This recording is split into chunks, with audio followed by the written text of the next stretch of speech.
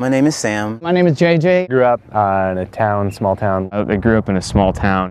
Shrewsbury, Massachusetts. In Colorado. I grew up in rural southern Maryland. I guess I was an unusual child. I had a really tough childhood. Didn't have a ton of friends. I was in a very religious family. When I first started to figure out my sexuality, I was about 12 or 13. Being gay was definitely something that wasn't accepted, and I knew that early on. I couldn't grasp exactly what was going on in my mind. I definitely wasn't interested in dating girls. When I was in high school, I remember thinking sort of these confused feelings. Why am I gay? Why am I this? Why is all this happening to me? Sort of this big secret that I felt like I couldn't tell anybody. Something I had to hide from a very young age. I never thought I was going to come out. I thought, you know, this is just a phase of my life. I became pretty depressed for a couple of years in middle school and contemplated suicide. When I was 17 years old, I made easily the worst decision of my life. I grabbed at least 30 pills, maybe more than that, threw them down my throat, got into my car in the driveway, actually in the garage, turned on the ignition, closed the garage door, and waited to die. Through some miracle, not only did I survive, but outside of vomiting for at least 4 or 5 hours, I had really no damage out of it.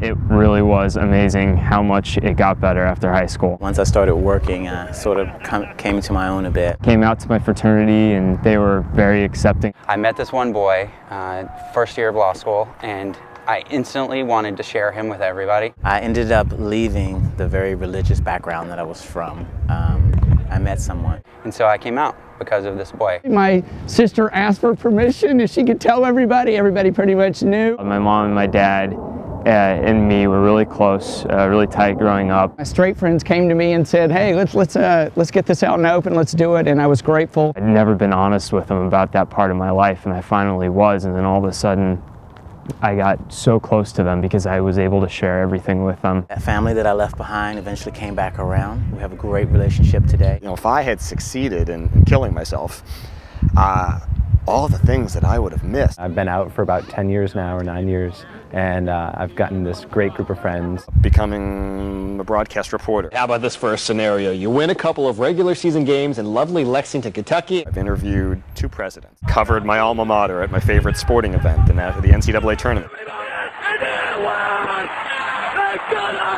I moved across the country to Los Angeles, went to school there at UCLA, and then continued my education at Columbia Law School and became an attorney. I can't imagine the friendships that I've made since then not being there. Ever since then, my life has taken on the direction that I was guiding. Got to live all over the world. I work for a real estate development company. I helped start a football league in Denver and here in DC. I remember taking my first plane trip out west. All of the cities are in grid. I remember looking down and seeing that and just being awestruck by how cool that was. I started drawing cities out on pieces of paper, and that's what I do today. Still draw cities, draw buildings, but it's develop buildings.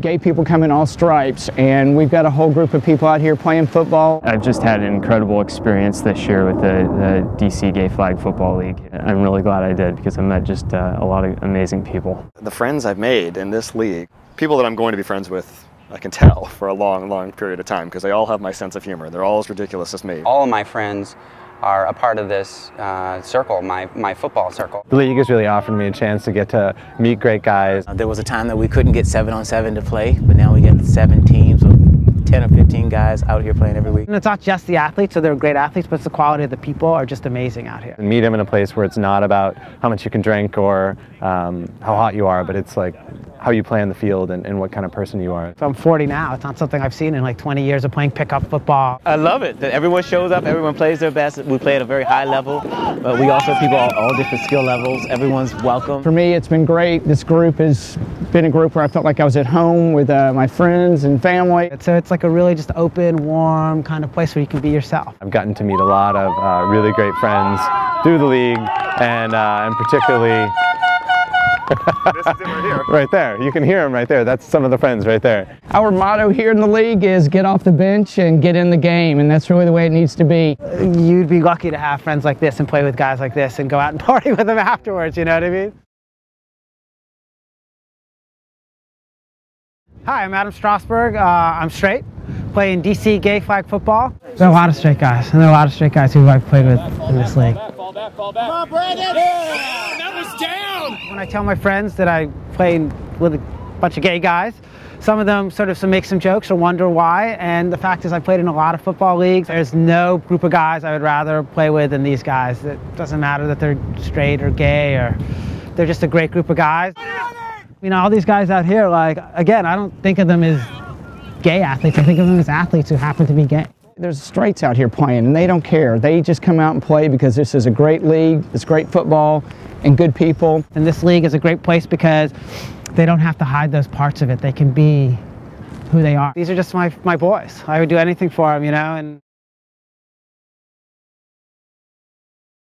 there's a wide spectrum of the gay world out there. So look around. I mean, yeah, there's a lot of good people out there waiting to meet you. It takes a little courage. You think your family's not going to accept it, but they will. To get out and find your way with being gay and finding the world. But most certainly, what goes on when you're a teenager is not an indicator of what's going to happen later on in life. And the world is much more accepting than it was 10 years ago, 20 years ago, 30 years ago. My parents' generation could have never dreamed of the way that we're accepted now. To say that it gets better is almost the understatement of the century. I hope you stick around. It gets better. It gets tons better. this is a better world than maybe where you're living now, but it gets better. The ultimate truth is it just gets so much better. It gets better. When I say it gets better, It gets better. It gets much better. it gets really, really good. It gets much, much better. For people watching this, just know it gets better. Get out there, get in the game, and make it happen. Good luck. It gets better.